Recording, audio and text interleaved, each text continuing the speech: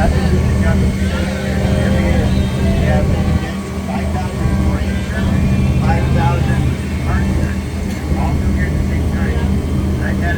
nước lên cũng nửa cái xe á. Cái xe này đặc biệt của nó là nó chế ở dưới cái đít của nó, dưới cái đáy là nó rất là nặng luôn, cho nên khi mà xuống nước mặc dù có cái tàu đi kế bên nó làm sóng gợn vô cái thành của cái xe này, nhưng mà nó không có lúc lắc, tại vì cái đáy tàu nó cái đáy xe nó quá nặng đó, cho nên nó giữ được cái thăng bằng khi mà nước có đập vô nó cũng không có lắc bao nhiêu hết. Hồi nãy em có nghe vậy thấy không, là tại sao mà đi cắt sóng của mấy cái tàu khác mà đi ngang qua nó không có làm cái xe mình lắc, là tại vì cái nó chế ở dưới này rất là nặng, dưới cái đáy nó rất là nặng. Hello, ladies. I love you. Where are you from? I'm from Minnesota. Nice to have you on board. I was here. I've been doing this for 15 years. I've met people from 190 different backgrounds. There you go. Got it. Good to have you with us. You guys got it already. Rồi, chăm người đẹp của tôi nha. Here, let me get you too. All right. There it is. Nice guy. Rồi. There you go, guys. I will get all for you together. Been there forever.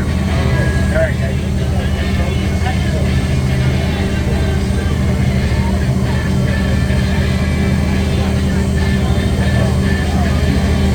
There you go. Here's the name of the boat.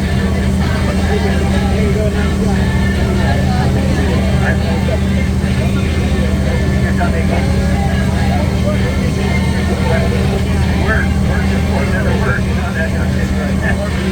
Yeah, that's not bad though. Good. Let me get you later. Got it? Don't worry about those. I'm gonna compare them.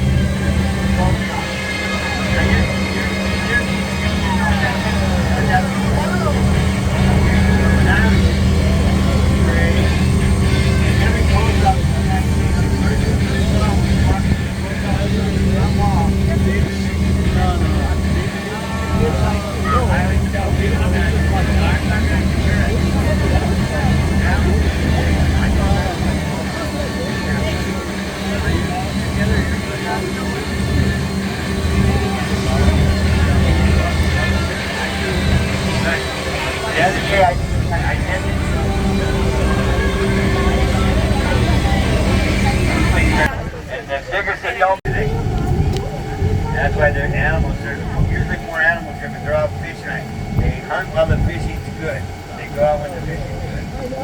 And I want you guys to take note of that seaweed that's hanging on those lines there. That's very important. That's kelp. California kelp, the second fastest growing plant on Earth. Wow. Up to 2 feet one day. There's one variety of bamboo that grows more than 36 inches a day. Now, ladies and gentlemen, in front of us is the submarine base. That's one of the security boats there as well. The submarines, you see a few of them here in the port. They're surrounded by that barrier. Now, what I want you all to see is you look right here. Follow that wall down, and at the southern tip of that peninsula there, in the very last tree behind that, is the oldest lighthouse on the west coast of all of North America. It's been out there 167 years, since 1855. Lighthouse today is surrounded by a National Park National Monument. And there's the nuclear submarines. There's 1, 2, 3 subs in the port here. Có 3 cái sắp. And there's security. Rồi chút xíu. Mẹ đang nói chuyện. Mẹ đang nói chuyện con. Now, ladies and gentlemen, at the age of 2, their pregnancy lasts for 11 months. So in their 20 years of life, they can be pregnant more than 18 years of their life. 20-year life, they'll be pregnant 18 years of it. Pretty amazing. And their milk is 75 to 80% milk fat. So their babies gain weight really fast. When you only live 20 years, they grow fast. Their babies grow on a rate of 3 to 5 pounds a day. So they exude oil in the fish in the ocean, come in here to get a free meal and they get eaten by these two. Qua đi thì không thấy hải cẩu. Ladies and gentlemen, I want you all to know that our Captain Sully today went above and beyond there to make sure that we all got to see the animals up close. As soon tap the hand. That was very nice to do that. You had to fight the wind and the current to do that. All right, we're doing good. Now, ladies and gentlemen, these are all wild animals. And up until 1980, the United States military used to capture these animals. Not only did they capture the sea lions, they captured the wild dolphins all around here. And they would take them into they fill up with their gas, and when they come back from deployment, and they have a lot of fuel on board, they will deposit it back in here and board them for storage. And they pump gas in and out at a rate of 5,000 to 6,000 gallons per minute. Pretty fast. Just think how fast you can fill up your car. That's it. That's it. But here in front of us, if you look over here to your left, there's an autonomous ship. It's called a topwater drone. These are the latest and greatest things in the military. These are submarine killing machines.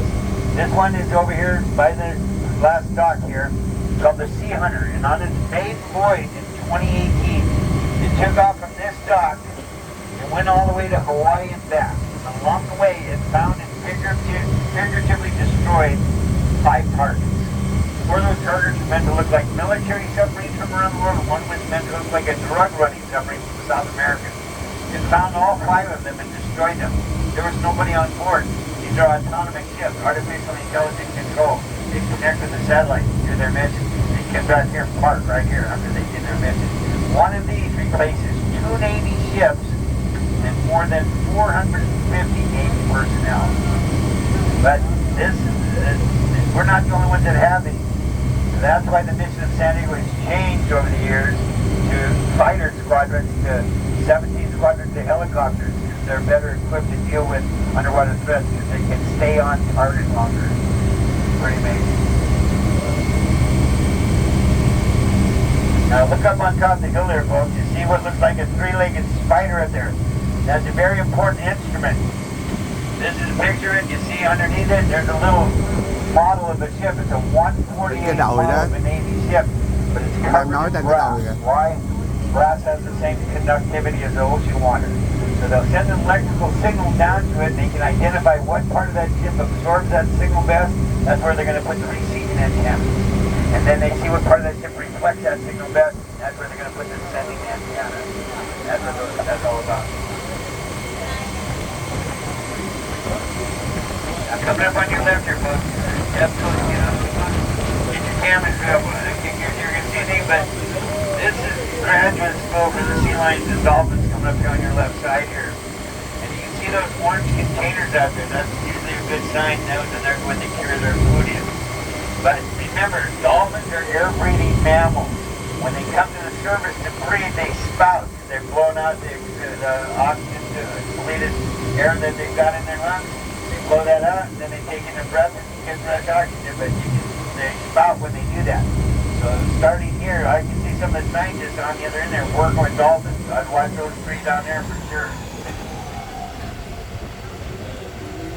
There you can see the dolphins spouting all around there. You can see dolphins spouting. Dolphin, cá heo á. Nuôi cá heo trong đó. Oh, they're jumping out of the water there. That's cool. Đó mà người ta mới cầm mấy cái thùng màu cam, thùng cá cho tụi nó ăn. Mấy cái thùng màu cam á. Cho mấy cá heo ăn á. Transport these animals because they're highly susceptible. The dolphins are sunburned. So they transport them 70 and 90 miles offshore frequently to go out to the submarine ranges where they retrieve on dummy torpedoes and stuff like that. Now watch for the spouts coming up here. They teach them how to get on and off these supposed to in here. They just, those little tents, they actually unfold and it becomes a ramp for them sort of in the water. They'll just wet it, make it slippery, and the animals swim fast and just slide right up into the pool. Look out there, folks, there's a coyote. That's a coyote right there. It's a stuffed coyote. But he performs a function. He's a natural predator. The animals will come and steal their food. So they have that dummy torpedo out there. Here, there you go. There, good. Thank you. Oh. Good job. All right. Good with that thing. That was so nice. Thank you. Very nice. Good job, guys. Thank you. You guys scored. haven't seen that for a while. That's kind of neat, guys. Chủ nó nói nhảy lên cho mình coi, nó nhảy lên á. Now, ladies and gentlemen, over here to your left, that big white building there, it's a very important instrument. It's called NIWAC, Naval Information Warfare Center. That's the building they use to connect to the satellites, the airport, airplanes, and the ships and submarines to communicate them. And that tube in front of it, that's this. It's a floating information platform. It's a scientific research vessel. They'll take that thing out in the ocean, they'll fill it with water and it'll stand up. When it's standing, it can withstand a 50-foot wave. It will move less than 3 meters in a 50-foot wave. But everything inside of it rotates as it stands up. The first thing the Navy put in that to make sure that it rotated without spilling the coffee pot. Very important to the military, as we all know. Very important.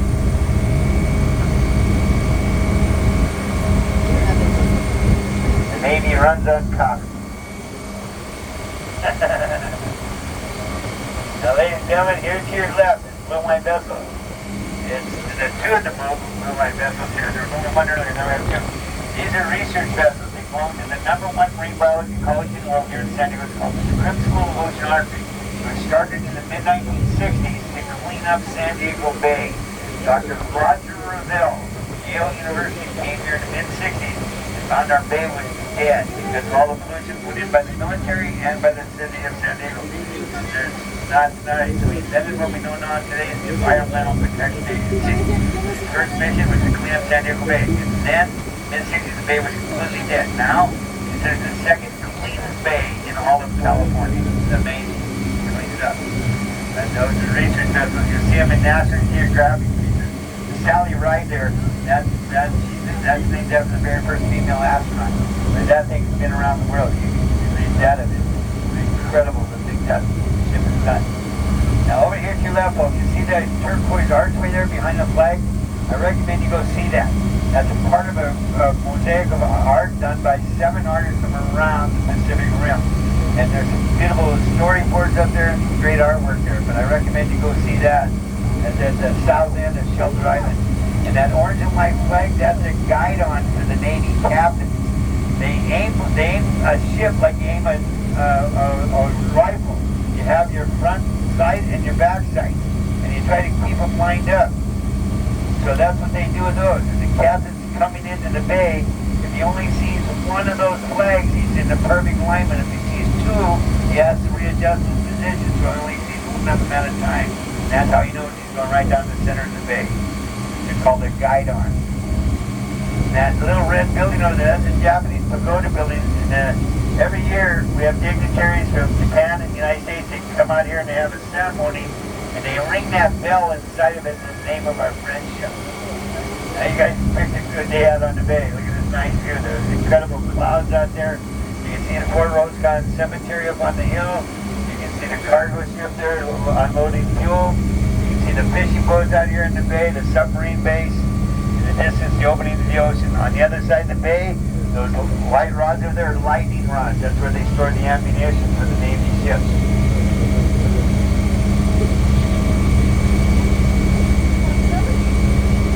Now here to your left, folks. Now, ladies and gentlemen, wave to our sister boat over here. I want you folks to know you guys are the lucky ones today.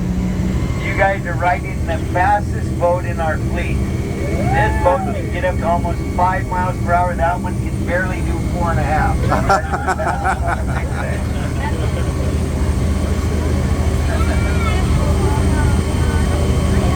Ông nói là chiếc của mình là nhanh nhất trong cái nhóm của họ. Chiếc mình là chạy được 5 miles per hour, một chiếc đấy có 4 maximum có 4.5 rồi.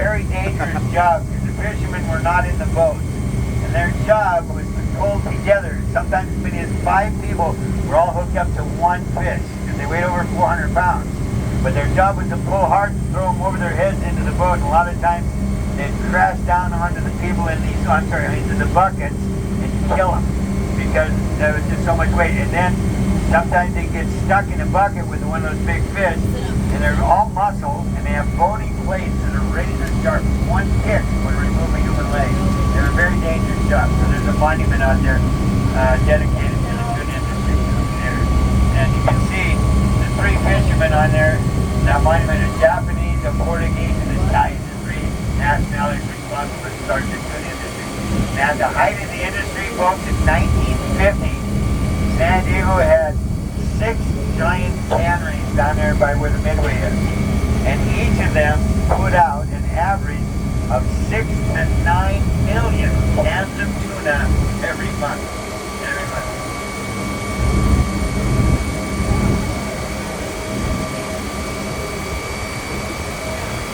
What a beautiful day out there. Did any of you ladies and gentlemen have the pleasure of seeing last night's sunset by the beach? Rồi gần hết giờ rồi, In Mexico. chuẩn bị chạy lên. Just about a mile from the north of the border.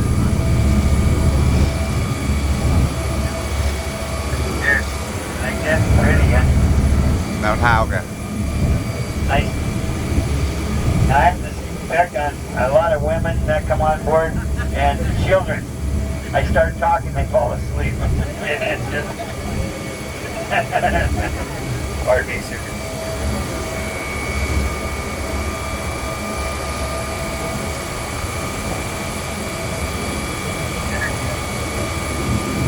I was just the picture I showed, that was last night. Okay, ladies and gentlemen, thank you guys for what a wonderful group. You guys, we're about to go back to be in the bus again. So remember, you got to stay seated when we're on the street. But there's a routine that we have to go through. And you saw the captain, he was doing some going back and forth because there's kelp floating in the bay. And we're not allowed to take it up on the land. So we have to stop on top to make sure. Now what he's doing now, he's backing up. If there's any kelp, that might get washed off. But once we get up on top of the land here, we are required by law to do a kelp check. So I have to get down off this vessel, and if there's any kelp attached, I gotta... Alright guys, coming in, alright.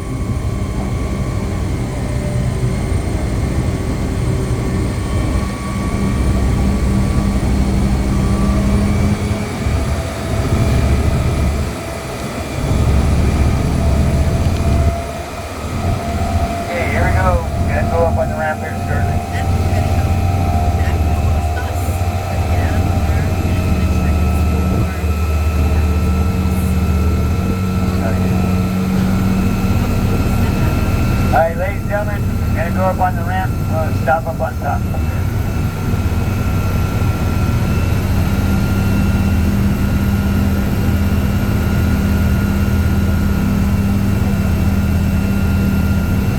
There's the front wheels, back wheels, down, change gears.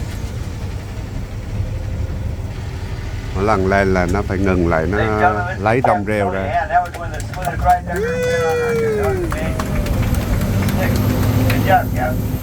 Now, folks, now that we're back on the road again, I ask you all to join me, sing along now with Willie Nelson. Here we go. On the road again. I just can't wait to get on the road again. The life I love is making music with my friends. I can't wait to get on the road again. On the road again. Going places that I've never been. Seeing things that I may never see again. I can't wait to get on the road again. Alright, ladies and gentlemen, now you know about the kelp. We have to do a kelp check. But lately, we had a little kelp on the first tour. Not bad. But lately we've had a big problem, not so much with kelp, but a big problem recently with the mermaids. Somebody told the mermaids there's 2 Ben & Jerry's ice cream stores in Seaport Village. So they like ice cream, apparently they jump on our back bumper where I can't see them. Now if I go back there, there was none on the first tour, there was one a couple last week, but the first tour nobody, but sometimes they get on the back bumper. Now if I go back there and they have a ticket, I'm going to let them stay and they can ride over with them. With no tickets, they're going to have to go back in the bay. Swim all the way over there.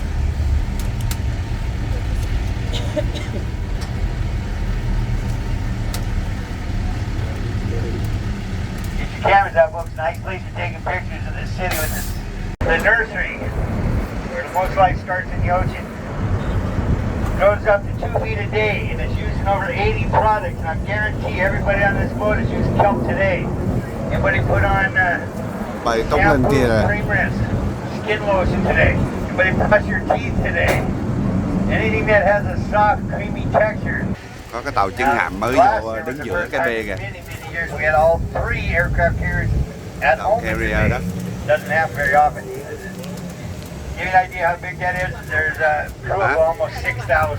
Cái tàu đang hoạt động. Alright, now folks, here to your right is a very famous Polynesian restaurant here in San Diego. It's called the Valley High.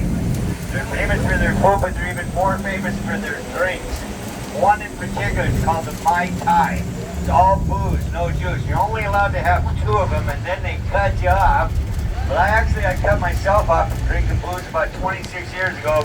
That was when I found out I'm actually allergic.